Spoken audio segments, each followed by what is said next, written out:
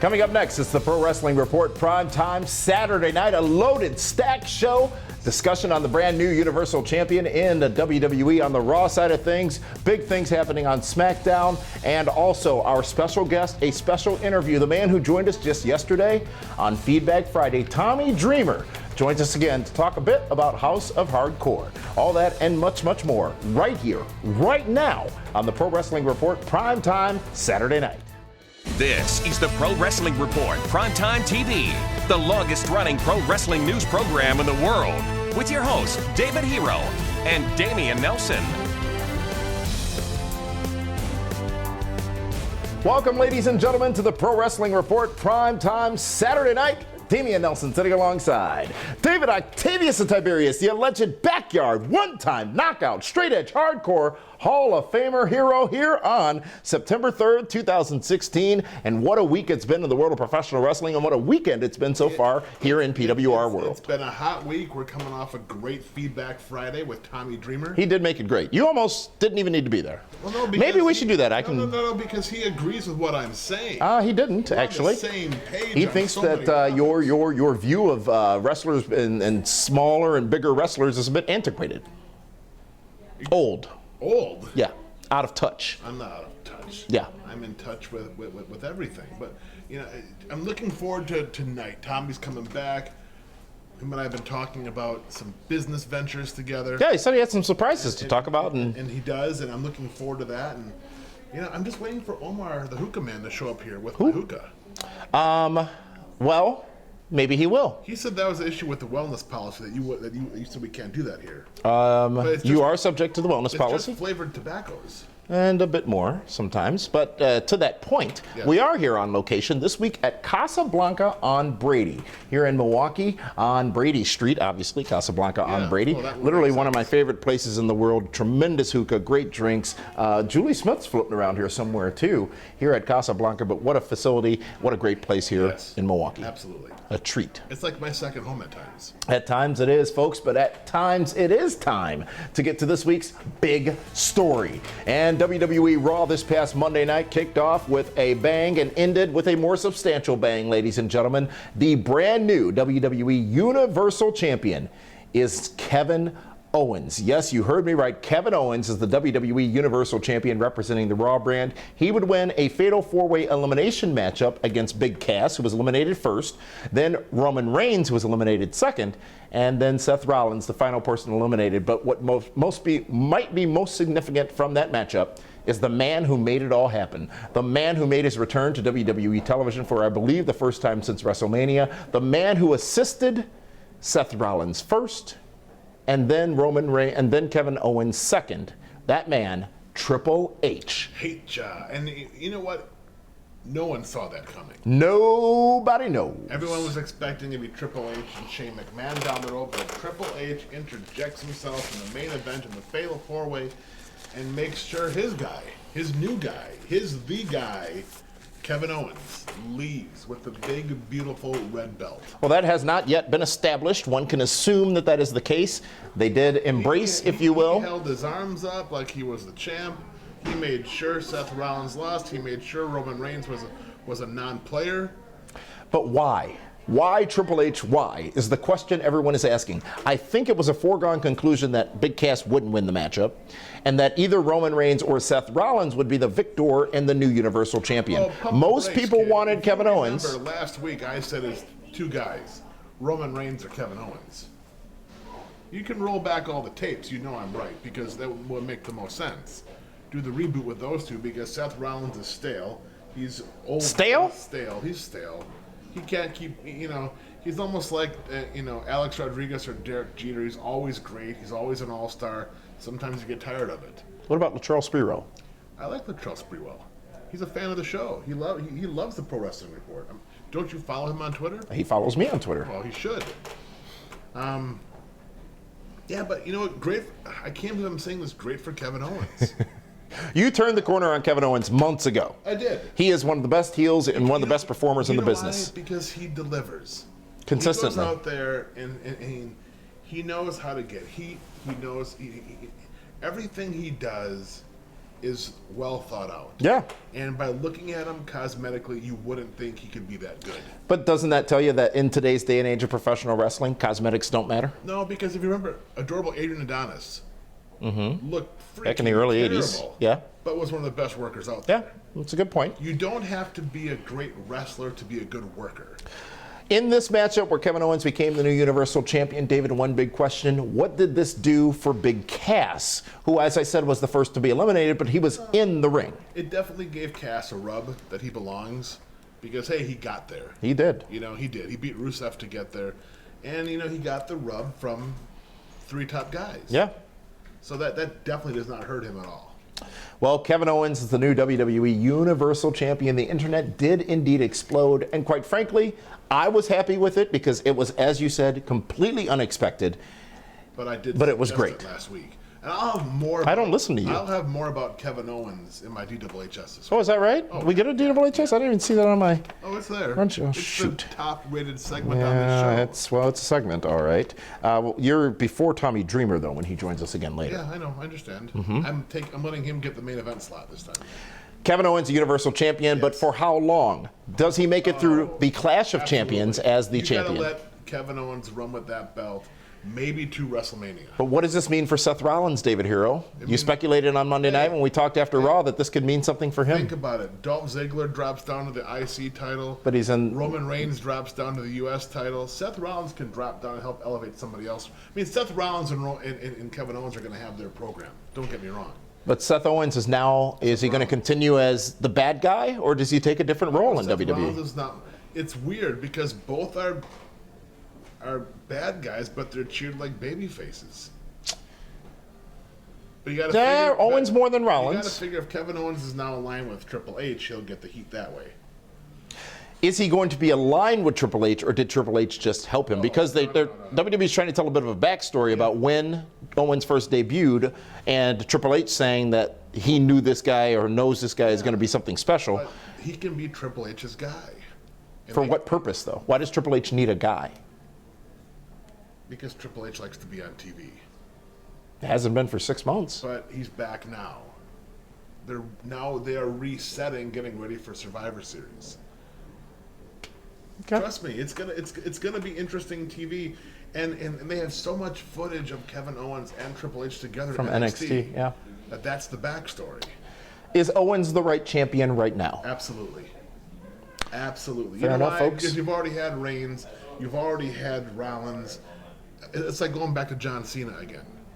This way you're going to somebody new, somebody different, somebody that the fans want to get behind. And let's face it, Kevin Owens, his ring gear matches the title belt. It's the ring gear Kevin Owens was wearing last week, or the picture you took with Kevin Owens last week? No, that was an older picture, but him in the red and black matches the red and black belt. Folks, Kevin Owens is That indeed... picture last week caused a lot of problems. Well, maybe you shouldn't have taken it. And maybe you shouldn't have alluded to the fact that was Kevin Owens when clearly it wasn't Kevin Owens. You didn't say that. You said in that very chair at Karma and said that was Kevin Owens. You met him. You took a picture with him. Yeah, all that. You said all that. That tape you referenced before, it's on that same reel. I said I went to Wizard World Chicago and there was cosplay players there and somebody was dressed up as Kevin Owens. That's what I said. The Universal Champion. That's what you said. I'm sure something like that. You sound like the red candidate right now. The red candidate? Yeah, the elephant. Huh. Folks, Kevin Owens is the new Universal Champion, and much more to discuss, including more happening on Raw and SmackDown this past week. We're going to take a time out. When we come back, we have that, plus still to come. Tommy Dreamer joins us for a very special interview. And if you checked out Feedback Friday last night, which we know you all did, you saw what he had to say, a lot, quite frankly, and it continues here tonight on PrimeTime. We'll be back in just a moment. The Soder family thought they'd take a road trip this summer. A little fun, a little sun. What could possibly go wrong? Even under the best driving conditions, semi-trucks can still be dangerous. The results of being in a wreck with 40 tons of steel and speed can be catastrophic. And it only gets worse when you don't have Gruber Law Offices on your side. If you or a loved one has been injured by a semi-truck, call Gruber Law Offices now. One call, that's all. Welcome back, ladies and gentlemen, to the Pro Wrestling Report, prime time Saturday night here for September 3rd. It's Labor Day weekend, David Hero. Are you laboring on Monday? Well, it's Labor Day, so you celebrate the labor that you put forth all year, and you don't Really? put forth any labor on Labor Day, yeah. You know, I thought it was about women going into labor. I'm like, how do they all know to That do it on is Monday? Valentine's Day. I thought that was conceptual day. The day of conception? Yeah. Valentine's Day is a created holiday by the Hallmark Company. It has no significance in anything. I got you. You've never celebrated Valentine's Day? You ever sent roses, bought chocolates, It's been a long time. rubbed feet, fed grapes? It's not my thing. I don't rub feet. Not into that? No. Your situation? Well, I'm lactose intolerant. Folks, it's time for this week's WWE Raw Report. And what an active show this past Monday night in, where were they? Houston? Houston, Texas, indeed. Houston and Dallas. Where one of the highlights was Paul Heyman being called out to apologize to Stephanie McMahon, which he did, but did so in a very long promo where he tried to pay his $500 fine for Brock Lesnar in singles. You know, well done. And some women, that's acceptable. Well, he was making it rain. Yeah. He's from the East Coast. Not guy. Roman Reigns. No. They only do that on the East Coast or around the but- corner at Arts. I've never been to Arts. You've never been to I have Arts. not. You, me, and ODB were not at Arts Performing Center. Yeah, that's right, we were. I love Arts. Arts loves us. I love ODB. ODB loves me. We love the ODB. Where is this story going? Because you got the Shane McMahon thing sort of happening, which How do you Daniel remember Bryan that mentioned. stuff? How do you not remember going to Arts Performing Center? It's all blur sometimes. It should have been. You got the whole Shane McMahon, Brock Lesnar thing sort of brewing, which was discussed on SmackDown. You've got Stephanie McMahon defending her honor and her family on Raw this past Monday night. You've got Paul Heyman saying, basically, here's an apology, but I don't apologize because Brock Lesnar doesn't apologize. What is next? We know that on September 24th at a house show in Chicago, Brock Lesnar and Randy Orton will have their rematch, but that is also the night before Clash of Champions in Indianapolis. It's so... Is it going to be a network special? Possibly, but why would they do that the night before a network special? Because they want to Coming make sure 2 weeks Chicago after a is sold network out of special. house show because Chicago usually gets Raw. True. Well, they get usually, yes, they do get Raw, but they get several house shows a year as well, including the Christmas tour, the Yes. December 26th It show. used to be Milwaukee first, then Chicago after. Milwaukee in the afternoon, Chicago. Yes, yes. I'm just, it's so odd how quickly Randy Orton is not. Oh, now you're sweating. Well, because there's a whole lot of stuff coming up later on with Bray Wyatt. How it's like, and you still have Brock Lesnar in the background, and I get it, but why is Stephanie upset with Lesnar? Because Randy's on SmackDown. But no, she's upset with Lesnar because of what he did to her brother. But she doesn't really care. But she did Monday, which was again But bizarre. She only fined him $500. How much does she really care? You know what I mean? You've got bigger parking tickets than that in Miami. I thought it was a good segment. I thought Heyman did excellent as usual, but it ended very weirdly because Stephanie accepted the apology, but didn't. But she got $500. Which means what to her? Well, I mean, it's $500. You know, speaking of lovely ladies in WWE, I was a little surprised at the sudden pairing of Dana Brooke with the club, and the club still playing their medical gimmick, if you will. Are they getting Bushwhacked? Please explain.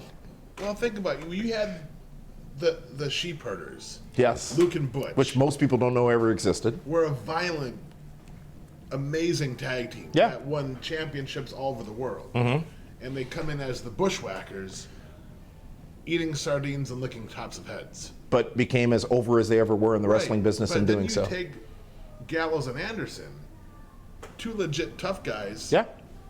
from all over the world, Who were legit tough guys when they first came and in. now you have them being doctors. It's a bit bizarre.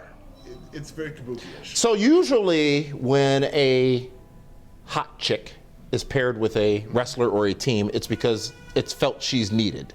Is this the Right. case with the club? Well, I think it helps get Dana Brooke over. Remember when Trish Stratus came in with Test and Albert as TNA? Yeah. It helped T and A. TNA. T and A. What's the difference? TNA.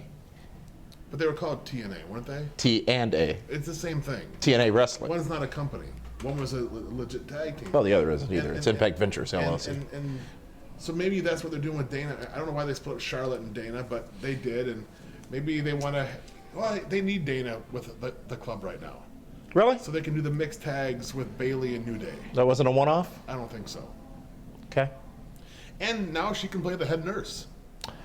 She can. Mm-hmm. She can.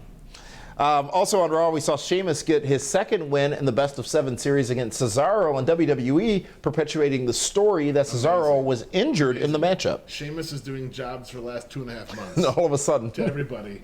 And now he's beating a guy that's supposed to be the best in-ring performer in the company. And Cesaro cut a pretty good promo before it, and then would subsequently lose. Amazing. So what happens if Cesaro is injured in this Best of 7 series? Then he just takes time off until he's healed. What happens if he's not? Who wins the series? I would assume it ends at Clash of Champions. It'll still be Cesaro. Cesaro's going to get, he's going to get the victory number 7. He'll probably be down 3-0 and then win the next 4. You know, speaking of Clash of Champions, WWE now has, I think they've announced 19 pay-per-views a year or something like that now. And they've they've brought back the name Clash of Champions. They left out which was, of course, was a staple on TBS, Turner Broadcasting, with WCW and NWA for years upon years. That was their pay-per-view, if you will. Will we see some other returns of pay-per-view titles? The WWE has previously used the Great American Bash, which was great. Did they? I'm sure. No, they will. Would they use War Games, though, the match beyond? Oh, I think they have to. 3 rings? Why not? 3 rings. I thought it was 2 rings. 3-ring circus? World War III, I think, was 3 rings. War Games was 2 rings, yes. With 3 commentary teams. You remember that? It was brutal. It was tough. It was horrid. WCW. It was like WrestleMania 2 all in the same building. Good call. Yes. But, okay, if they had one name to bring back, what would you do from the old WCW days? Bash at the Beach. Starcade? Oh, yeah. I'd bring back Starcade or Bash at the Beach. Bash at the Beach, Starcade, Great American Bash. Halloween Havoc was always a great name. It was, yes. Fall Brawl. Slamboree. I'd bring back Starcade. What was the one in Sturgis? Hog Wild. Hog Wild. What a nightmare that was. It said, who said that recently, that that was a free show? Nash. It had to be Nash. Yeah. It was a free show, and you had all these bikers show up, drunken bikers, surrounding the ring. Well, when you put Dennis Rodman and Jay Leno in the ring, I think that you probably want the audience to be drunk. But imagine how bad that could have gotten. Vince Russo recently said, we talked about Kevin Owens in the last segment, Vince Russo recently said on his podcast, and he's a friend of the show, said what was the guy's name that won the championship that was a comedian in WCW? Yeah. I don't know why it's escaping me. I'm thinking Dustin Diamond, but clearly that wasn't that. No. He was a better champion than Kevin Owens is. Really? That's what he said. Those words came out of his mouth. David Arquette, absolutely. He's married to Courtney Cox. COX. That's what I said. Yes, Cox. Yeah.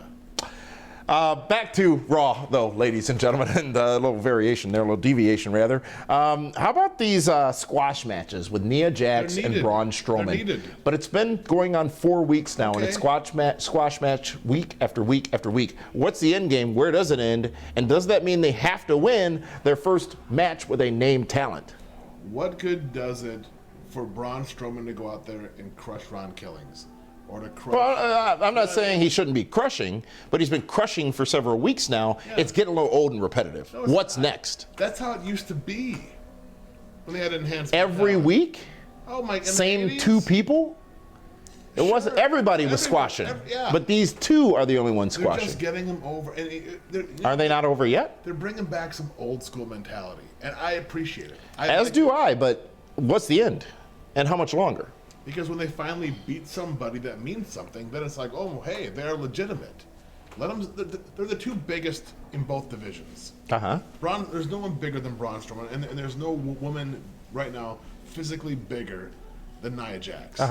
So let them get their stuff in. Let them crush people. That's my question. Have they not gotten their stuff in already? How much longer can you endure, or would you like to see these, or should these squash matches continue on Raw? 3 or 4 more weeks? 3 or 4 more weeks. But Nia Jax isn't on TV every week. She's been in a squash match every week since she, yes. Well, Yes. You don't have to get pissy about it. I am watch your language where the cameras are rolling and and you're sweating and you're nervous. I'm Relax. perfectly fine. I'm laid back with my mind on my Braun money Strowman, and my money on my mind. He was in town last week at the Brewer game with Ryan Braun. Did he throw out the first pitch? No, did you know that Braun Strowman is named after Ryan Braun? How's that possible? Because when they were looking for his gimmick name, he's from the Milwaukee area, Braun Strowman, and he saw Ryan Braun on TV, like, hey, how about the name Braun? And they went with it. You're saying his name is fictitious? Ryan Braun, I mean. It's kind of like Bastion Booger's name. Yes, it's a little fictitious. Salvatore Sincere? Was that fictitious as well? Yeah. The Goon? Oh, I'm not sure about the Goon, you know. So you want these squash matches to continue. Okay, so if they continue for 3 to 4 weeks, what does it culminate in? What is the end game? Where do we go from there? It just means that when Braun Strowman or Nia Jax gets that pay-per-view match, there's a little more intrigue. Because right now they're not giving away anything. They're just showing a few big power moves. Is it because the fans don't think they can beat somebody who's established? No, or because they're just showing how big they are? They're just building monsters. When you can bring enhancement talent in that's 5'8" next to Braun Strowman, it makes Braun Strowman look larger than life. Why not? All right. Anything else on Raw this week that we didn't talk about on Battle of the Brands or here right now? No, I think no, not at all. Well, folks, as I mentioned, be sure to check out Battle of the Brands, where we talk about which show earned supremacy for the week. And that is available Thursday nights on our YouTube channel and on Fight TV. You also get to vote by following us on Twitter. That poll released on Twitter each week, where you, the fans, chime in and let us know who you thought, which show you thought won the week, at PWR Show on Twitter. With that, folks, we're going to take a timeout. When we come back, we're going to visit the blue side of things and talk a bit of SmackDown, where we saw a main event between the champion on SmackDown, Dean Ambrose, and Baron Corbin. We'll talk about that and so much more when we come back, along with an interview with Tommy Dreamer, the Tommy Dreamer. Oh, and DWHS. When we come back here on PrimeTime. The Soder family thought they'd take a road trip this summer. A little fun, a little sun. What could possibly go wrong? Even under the best driving conditions, semi-trucks can still be dangerous. The results of being in a wreck with 40 tons of steel and speed can be catastrophic. And it only gets worse when you don't have Gruber Law Offices on your side. If you or a loved one has been injured by a semi-truck, call Gruber Law Offices now. One call, that's all. Welcome back, ladies and gentlemen, to the Pro Wrestling Report, primetime Saturday night here on Fight TV, FITE. You got us. Well, you know what? I got waved at first. Well, you stick up more than I do. How do I? It's just the whole color scheme. You've been walking around all this time. I'm sorry. I blend in more with the burgundy walls. Yes. You blend in more with the burgundy walls. Okay. Absolutely. So before you bury yourself any further, Damian Nelson sitting alongside David Hero, and what a prime time it's been. What a weekend it's been. You know, I thoroughly enjoyed talking to Tommy Dreamer yesterday. He was very outspoken, he is a fountain of information. Very real in his assessment of what was going on. He addressed your challenges with smaller wrestlers. Talked about the Finn Balor situation. And more. He also agreed with me on several key issues. I don't believe. Okay, all right. So it feels as if I don't remember those. I remember him disagreeing with you on several key issues. I more importantly remember him agreeing with me on more issues. Yeah, but how to tie a tie? See, here what happened was after the show ended, you shenanigized somewhere, and Tommy and I had a longer discussion, and we talked about some of the things he's going to talk about here tonight. We were prepping for the interview that's going to be on this show in just a few minutes, and he had even more to say, especially about some, I guess you've been trying to convince him to do some things that are unethical, I guess you could say. It's called merchandising. How is it unethical? Well, I don't know. You guys were meeting all morning, so I'm not sure if he brought that stuff up with you. But be that as it may, Tommy Dreamer here later on tonight. But right now, it's time for this week's SmackDown Report, the Blue Show on Tuesdays, which was led by The Miz. And last week we talked about the confrontation between The Miz and Daniel Bryan on Talking Smack. And Miz came down to the ring angrily to start the show this week and gave quite the passionate promo again, to be interrupted this time, though, by not Daniel Bryan, but by Dolph Ziggler. You know what I find really weird about all of that? What do you find really weird about all that? They went so deep and emotional between Miz and Daniel Bryan Last week? Yes, to make a program with Miz and Dolph Ziggler. Well, which you can see on the Kentucky Fried Chicken channel. Miz brought that up, by the way, and I don't think they have a channel, David Hero. But Miz brought that up. Here's what was surprising to me. Zero interaction between The Miz and Daniel Bryan this week on television. So was it real then? I mean, they talked about it. Daniel Bryan addressed it in the opening of SmackDown when he was in back with Shane McMahon. Shane sort of put him in his place a little bit. It's one of the very few times in wrestling when you're like, did that really happen? Well, we talked about that last week, and you were against that philosophy, that it was more of a shoot. It's like, they did nothing together. But they did perpetuate the story, I guess you could say, did, with yes. Miz's promo in the ring. Yes, but remember this, folks. I want you to mark these words, okay? 2011, 5 years ago, around this time 5 years ago, by the way, The Miz was the very first endorsed talent, the very first member of the Nelson family, the recognized symbol of excellence in professional wrestling. He would then go on to cash in his Money in the Bank and become WWE champion, and then, as he mentioned on Tuesday on SmackDown, headline WrestleMania. And beat John Cena. And he proved again this past Tuesday how great he is. Well, he had a great run 5 years ago. He's having a great run now. He's been a little, now 149 days now, Intercontinental Champion. But you also got to wonder, is it because there's been some guys that are no longer on the roster? There we go. Conspiracy theory. They need to elevate certain Yep, guys. sure they do. Del Rio's gone. Yeah, he is. John Cena's not there. Yeah, he'll be back. You need to elevate other guys to Okay. fill some Nobody else spots. can be Intercontinental Champion right now. Oh, there's a few guys. Nobody else can be in a top spot right now. They just settled on The Miz, right? He's the only guy there. They just may as well, what about Miz? That's how the booking meeting went? Maybe. Oh, wait. Miz is about the same size as Finn Balor, right? So is that what your problem is? I think Miz is at least 200 pounds. Oh, is that acceptable? I don't know what your threshold is for an acceptable weight limit for a professional wrestler. 220? Sure. 248? 227? Mary! Yeah. But wasn't that Miss Jackie in 227? Ziggler and Miz now have a match at Backlash for the Intercontinental Championship just next week. Dolph Ziggler dropped. Well, I thought he was going to drop further than he did. So he had to drop. He grabbed onto a branch and he got the Miz. He had. What? You're just like one half of the presidential candidates right now. You say everything in such a way that you can just wiggle out of it enough. But everybody knows what you mean when you say it. What am I wiggling out of? He dropped and grabbed a branch, and guess it was the Miz. It was. Which means Miz, all the way down there and just happened to be on the way. No, I didn't say he landed on the ground. I said he grabbed a branch. Like Ziggler, in the middle of the tree. Ziggler had to drop. He didn't drop as far as I thought he would. He's not starting over. He's going after the Intercontinental Championship on the first SmackDown branded pay-per-view event on September 11th at Backlash. World Championship, losing, and then getting to the program with the IC. I don't know. How did Cena do it when he lost to The Miz at WrestleMania 27? Because it's the same thing, right? He lost, so how did you go from losing to the champion to getting an Intercontinental Championship shot? He didn't. Right. Beat the Miz the next month in the rematch. So maybe Ziggler beats Miz and becomes the Intercontinental Champion at Backlash. What does that do for the Miz Daniel Bryan program then? Is there a program is the question. I think there has to be something. If not this past Tuesday, though, when do they? Does Daniel Bryan get involved? Because now there's talk of maybe one more match. Because remember the key thing Daniel Bryan said, I would wrestle, but they won't let me. I think working with The Miz because he works like a coward would make it easier for Daniel Bryan to have that match because The Miz doesn't do anything crazy.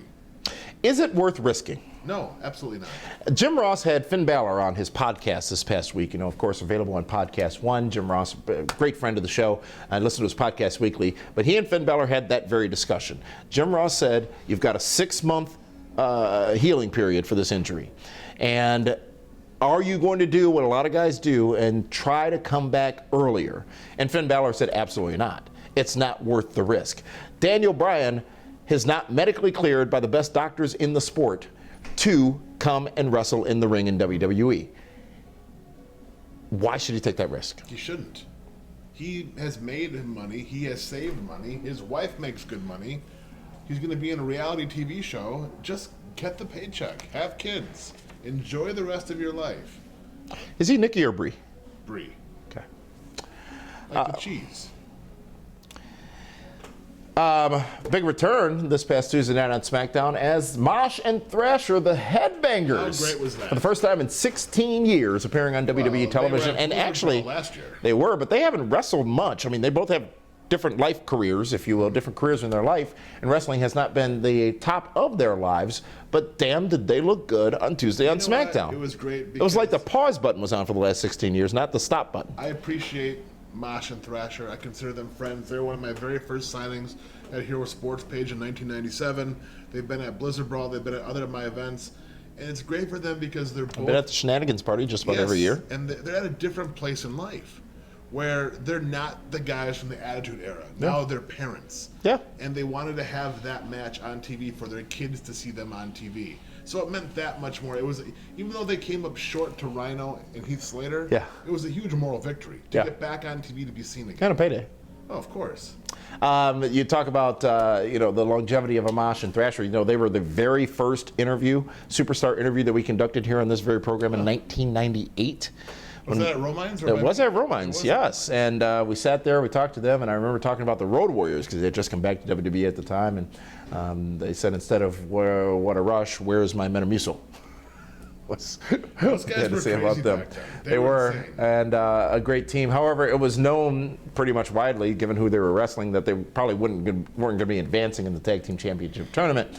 Heath Slater and Rhino did, but David, what a special time it was when Renee Young was in the house of Heath Slater in his trailer in Virginia. They have taken this 16-kid thing, and you saw the signs, Slater's kid in the audience as well.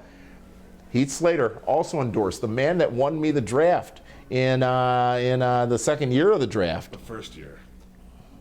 Was it the first year? It was the first year. Oh, you remember that vividly. Well, anyways, though, he's on his way to stardom. Because now there's a backstory and a forestory. And they're doing a great job with him. I feel bad for Curtis Axel. Really? Well, he was part of the social outcasts. Bo Dallas cut his own throat. Wow. Tried to put some alcohol on it to make it better. And then you have Adam Rose. Yes. He's gone. So now it's Curtis Axel all by himself again. But Heath Slater has been an underutilized talent for a long time. Yeah. And obviously he's endorsed. Obviously they like him because he's been around. He's is he one of the last Nexus guys left? Tarver's gone, Ryback's gone, Punk's gone, Barrett's gone. The first Nexus group. That's what I'm talking. Oh yeah, Punk wasn't first. Yeah, I think he is. No, Darren Young was in it, wasn't he? Yes, Darren Young. Yeah, but he's come and gone a few times. But Heath Slater has been there consistently. Speaking of the Tag Team Championship Tournament, we've got our semifinals now set. The Hype Brothers also advanced this past Tuesday night on SmackDown. We talked about Slater and Rhino. They joined the Usos and American Alpha.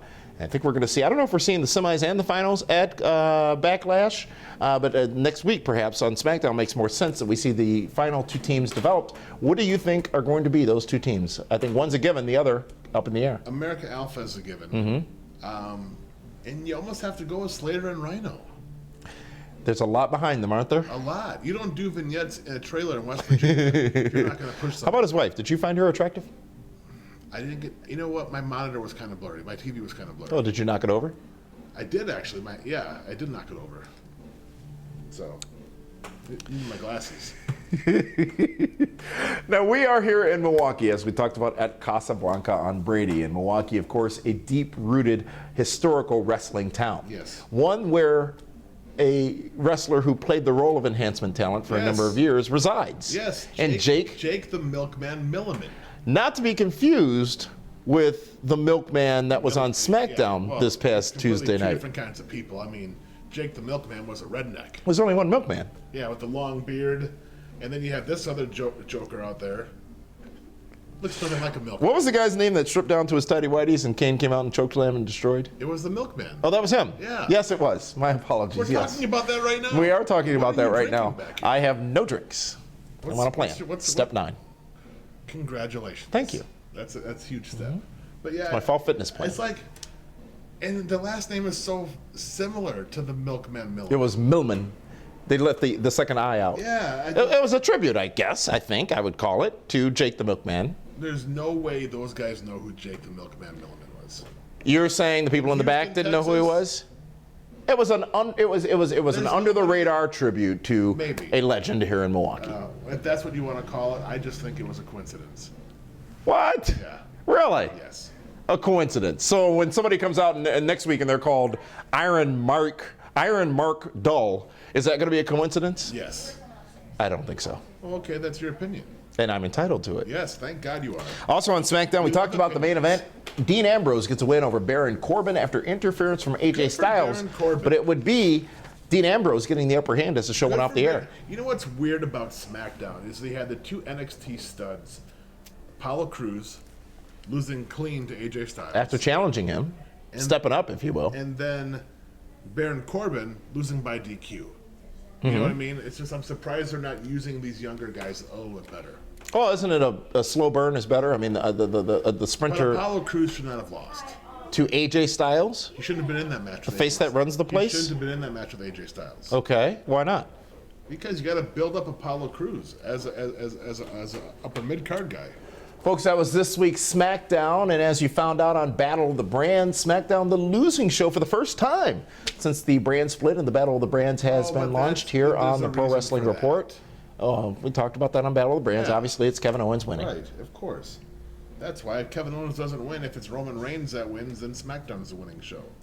And that is this week's SmackDown Report, folks. When we come back, we're going to talk a bit about Impact Wrestling. Big Impact this past Thursday night on Pop TV. We're also going to have this week's hot news, and Tommy Dreamer joins me, the broadcast journalist, for a sit-down interview to talk about wrestling and the world of hardcore. That's going to be great. You and Tommy. Well, how are you going to see it if you don't have your glasses on? Well, I'm just taking a break right now. We're going to be right back in just a moment here on the Pro Wrestling Report, Prime Time.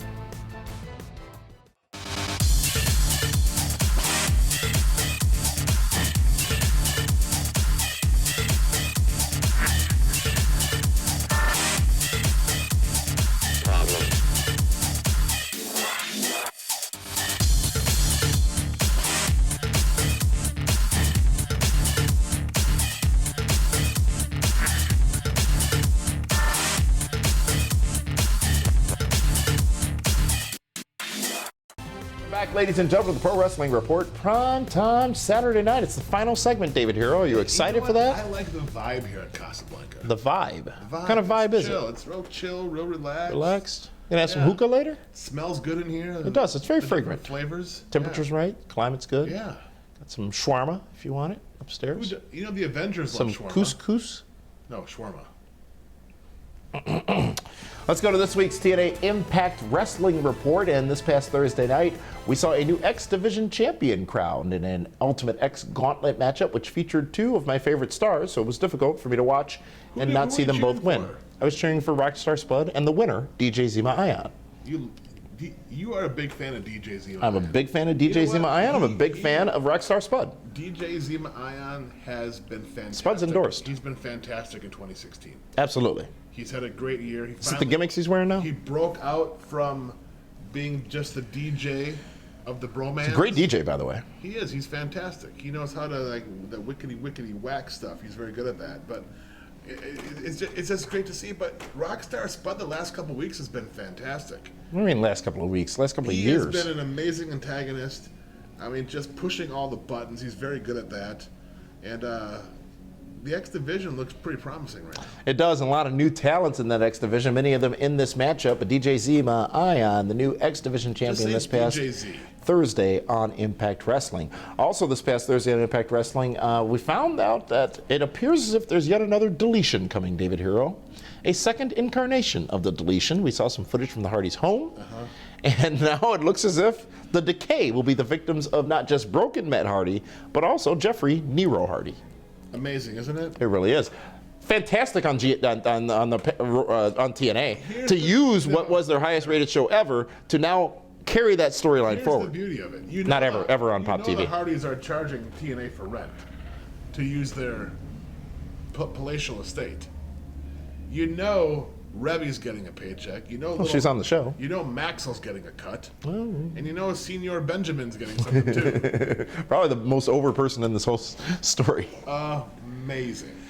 Should they continue this deletion? Absolutely. They've continued the deletion storyline, but why not? It works. It's fun, and people talk about it. As we are, folks. Your thoughts on Impact Wrestling this week? I think the shows over the last several weeks have been tremendously solid. You can tell that there's new direction in the company. We have, and there's also reports out there, we have not independently confirmed this, as we do here on the Pro Wrestling Report, but that Dixie Carter is actually essentially gone from the company. Done. She came in for the last set of tapings, taped her segments, and bounced. She hasn't been there. But if she's no longer the president, she's the chairman. She's not going to be on TV. She's not going to be there. What are you saying? I'm just saying, if they're not going to use her on TV, why should she be there? Well, she's the chairman of the company. She can be in her office making deals. Chairmen do that? Sure. Chairwomen, do they do that too? We love chairwomen. That is this week's TNA Impact Wrestling Report. Now let's go to this week's hot news. Unfortunately, we have to kick it off with some very sad news. It's your choice to do this. It's worthwhile because it's very near and dear to our hearts. As we grew up, our childhood was very influenced by this man, and that man being Mr. Fuji, who passed away earlier this week at the age of 82. Fuji inducted into the WWE Hall of Fame in 2007 and had managed and wrestled many of the biggest stars in wrestling, including Yokozuna to the WWE Championship, Demolition to multiple tag team championships, Powers of Pain, and many, many Orient more. Express and Yokozuna. Absolutely. And who can forget Mean Gene Okerlund and Hulk Hogan against George the Animal Steel and Mr. Fuji? Yes. In Minneapolis. Yes, indeed. Wasn't that when Tutti Frutti was brought to us? That was before then. You know, here's what was interesting, though, and WWE did a great job. They paid tribute to Fuji. They talked about his career, his life, his times in the business, but they glossed over his management of Demolition. Barely mentioned it. Well, yeah. They said they showed a picture of him with Demolition, right. then said managed such greats as, and never mentioned Demolition. Right, because right now Demolition is still the longest reigning WWE Tag Team Champions of all time, not the New Day. Correct. Yes. Yes. So don't make people aware of Demolition. Well, they haven't since Demolition left, really, has WWE. But rest in peace, Mr. Fuji. Absolutely. You know, my favorite Fuji moment actually is it was something between Jake the Snake and somebody, and Jake the Snake DDT'd Fuji. And Fuji's hat didn't come off. That'd be Don Morocco. Must have been. Fuji's hat didn't come off, and Fuji, he sold it by laying in the ring, literally humping the ring. It was just so ridiculous. It was so. I didn't do it. Fuji did. About a man that's dead. Yeah, we are. We're celebrating his life. And your biggest memory is him humping in the middle of the ring. After being DDT'd and his hat staying on. Yes. Okay. You're filthy. Folks, WWE has announced that the TLC event is indeed staying on the pay-per-view schedule, and it's going to be returning to Dallas, Texas, the site of this year's WrestleMania. Boy, Dallas got a lot of love this year. Absolutely, they did. That is going to be a SmackDown branded event. It's believed to be a SmackDown branded event, ladies and gentlemen, and that to occur in Dallas on December 4th on the WWE Network. Ring of Honor is also introducing brand new 6-man tag team titles. I can't think of the last time we saw 6-man tag team titles in wrestling. New Japan has them, I believe, but WCW used to, /NWA as well. And the first champions are going to be determined at Final Battle, which is on December 2nd in New York City, and the tournament will begin this month. Speaking of Ring of Honor, it has also been announced that at their next pay-per-view event, they will be having a championship defense by their new champion, Adam Cole. Adam Cole defending against Michael Elgin, David Hero, in that Michael big Elgin. event. Yeah, Absolutely. Back to the top of the card. But you know what? I got to talk about something else. Are we done with hot news? That is this week's right hot into news. It's DWHS time now right for this week's DWHS, ladies and gentlemen. And you know what? That guy. The world is ecstatic. Ecstatic. The WWE Universe is on fire that Kevin Owens is the new Universal Heavyweight Champion. It's KO Mania. It is KO Mania. Running wild. But here's my thing. What you think? I'm happy he got the belt, but he really didn't win. He didn't win anything. Here's why he didn't. You know why he didn't? Beat 3 other guys. Triple H took out Roman Reigns. Triple H took out Seth Rollins. Kevin Owens just beat the guy. He just pinned him. He just covered him. All of the real heat is on Triple H. Triple H is the guy that won the world title. I think they're doing a disservice to Kevin Owens, a guy that definitely deserves to be the Universal Champion. There is no doubt in my mind he has been the MVP of the last year, the last 18 months even, if you want to. But I think by him not beating them on his own, it makes him a paper champion. It doesn't make him as strong as he should be. Could he have won without the interference of Triple H? Would that have been believable, realistic? Absolutely. I would have rather have seen that. I would have rather have seen Rollins and Reigns do something where they both like beat each other up, and then the sneaky heel Kevin Owens hits his big pop-up powerbomb on Rollins and beats him. But he didn't get any of his signature stuff in. Yes, he leaves the champion, but everyone knows that all the heat right now is going to be between Seth Rollins and Triple H, not Seth Rollins. Roman and Reigns Kevin too. Owens. Maybe that's what we're missing in this whole thing. Maybe there's more between Reigns and Triple H than there will be between Rollins and Triple H. But you know what I mean? It's like Kevin Owens could have had a bigger moment by winning, and he didn't. And by not winning, he's now a paper champion. He's Triple H's paper champion. And with that, David Hero has spoken. You know what's interesting about that whole scenario is it was a Foley-less Raw this week. Mick Foley, I don't believe, appeared on the show. What's Stephanie's answer going to be? There. Was he? Yeah, he was in shock that Triple H was out there. At ringside, you're absolutely right. However, won't Stephanie have some splaining to do over her husband being involved? Control her husband. I mean, I'm sure they have a prenup. Does it go the other way? They got a prenup. I'm not talking divorce. I'm talking that her husband, Triple H, I'm sure there's interfered in the championship there's gonna be a little matchup. bit of friction, but they'll figure it out. And earlier with Heyman, she talked about family. Bigger story here developing, I think. Yeah, it's always right in front of us. Right there. How often does that happen? Every week. Every week. All right. Well, so you, all right. Do you think Owen should have won You know what? on his own? I think Tommy Dreamer's here. I know Tommy Dreamer is here, and I am happy for two reasons. Firstly, I don't sit next to you anymore. Secondly, I'm going to move over to that chair. Tommy's going to move into this chair. We're going to talk about House of Hardcore. We're going to talk about all kinds of stuff, including professional wrestling. Here, and where am I? He wanted his right side shown, and I have two good sides, so it's okay. So I'm not in this segment? Oh, absolutely not, buddy. No, Oh, you're that's- done. I feel profiled. You, yes, your profile is exiting stage left. When we come back, folks, Tommy Dreamer. As a matter of fact, you know what? We're not going to take a break. Let's into Tommy Dreamer.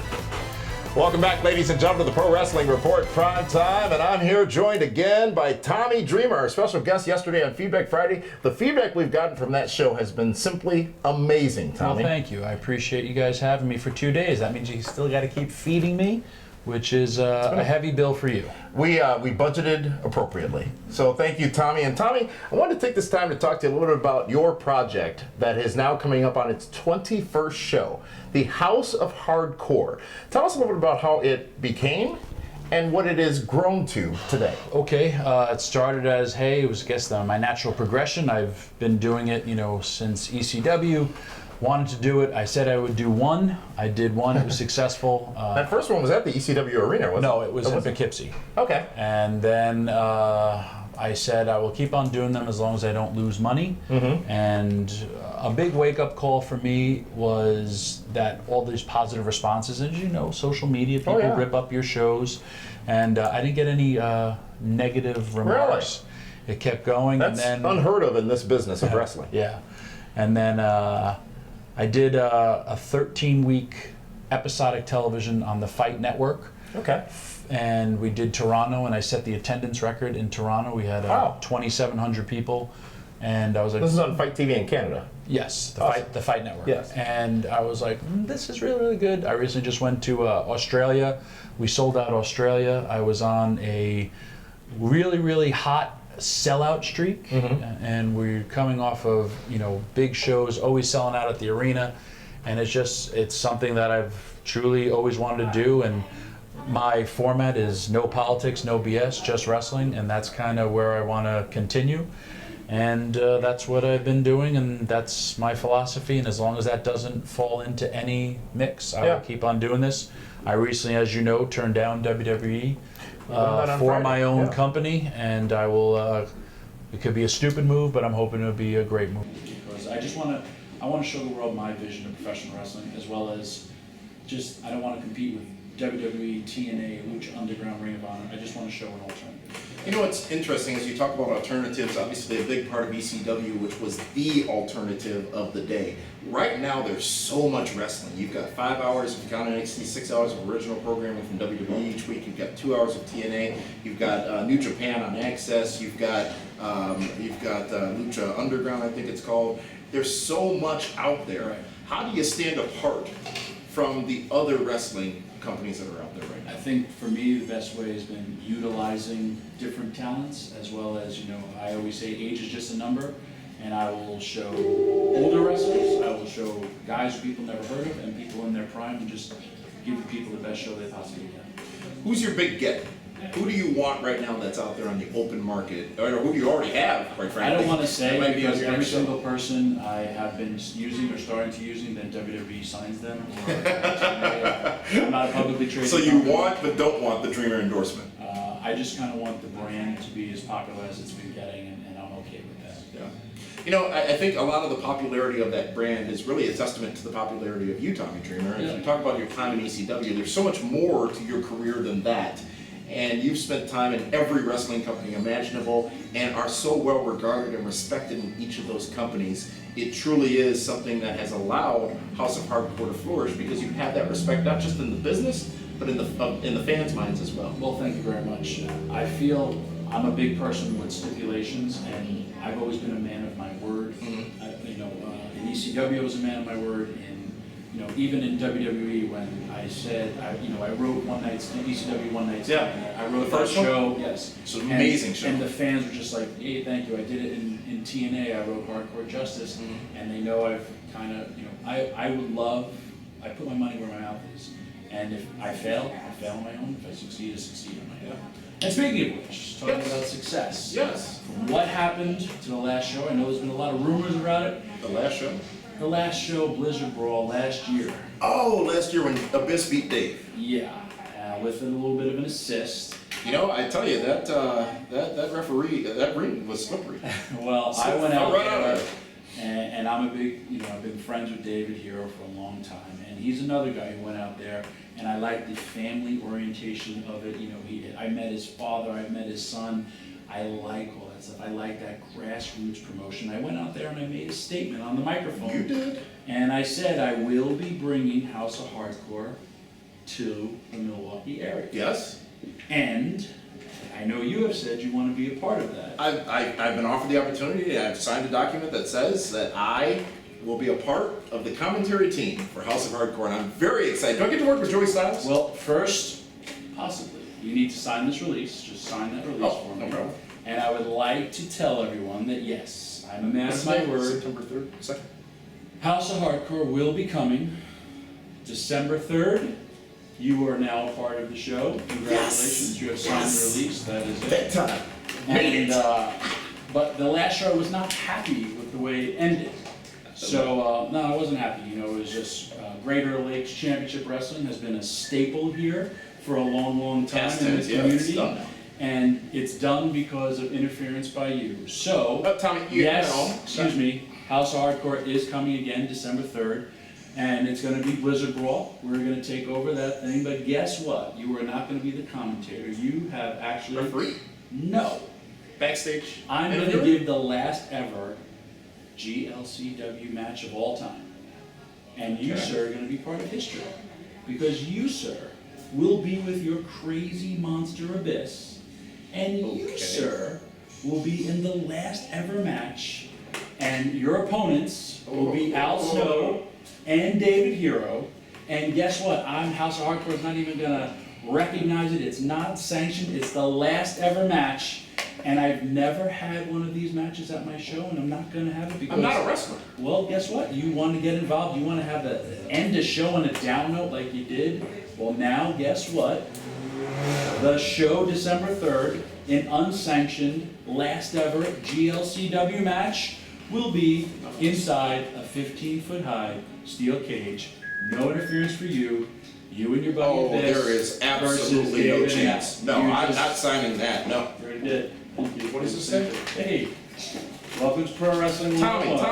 Thank you all for watching, and I appreciate your guys, and I look forward to coming back here. I've had some amazing memories here, and we will see you all next week. December 3rd, House of Hardcore is coming, and it's going to be the best damn event you've ever seen. I'm not a wrestler.